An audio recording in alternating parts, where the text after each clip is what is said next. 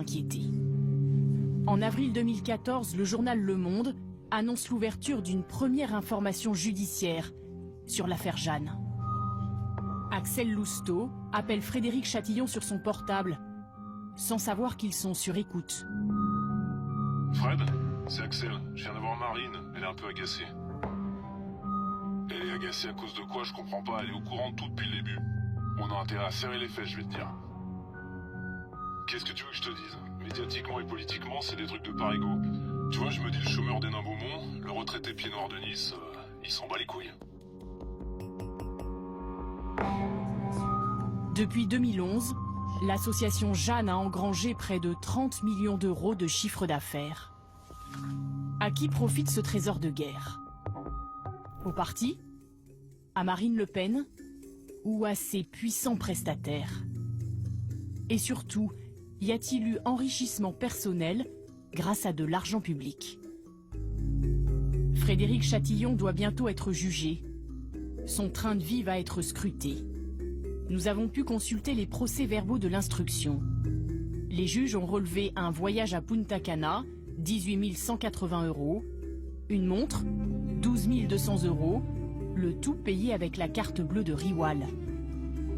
Les juges soupçonnent aussi une opération de blanchiment. De l'argent est parti à Hong Kong. Nous avons écrit à Frédéric Chatillon à plusieurs reprises, sans succès. Et au siège de sa société Riwal, l'accueil est glacial. Bonjour. Bonjour. Ouais. Mathias Destal, France 2. Non mais vous pouvez repartir, c'est pareil. Ah, non mais on voulait savoir si monsieur Chatillon était, Non, il n'est pas là actuellement, c'est pour ça que vous pouvez perdre votre temps. Si vous ne vous rappelez pas, s'il n'est pas intéressé. Sûrement, j'imagine. Mais il est là ou pas? Non, il n'est pas là, je vous dis. Voilà. Bon, Le bouton à gauche là. merci. Au cours de notre enquête, nous découvrons une toute nouvelle piste.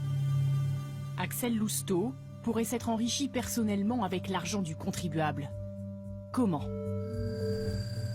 Depuis les mises en examen en 2015, la justice interdit à Riwal de commercer avec le FN. Pas de problème, une nouvelle entreprise, les Presses de France, va remplacer Riwal.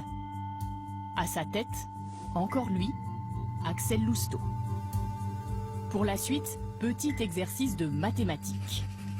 L'entreprise a gagné 4,8 millions avec les régionales de 2015.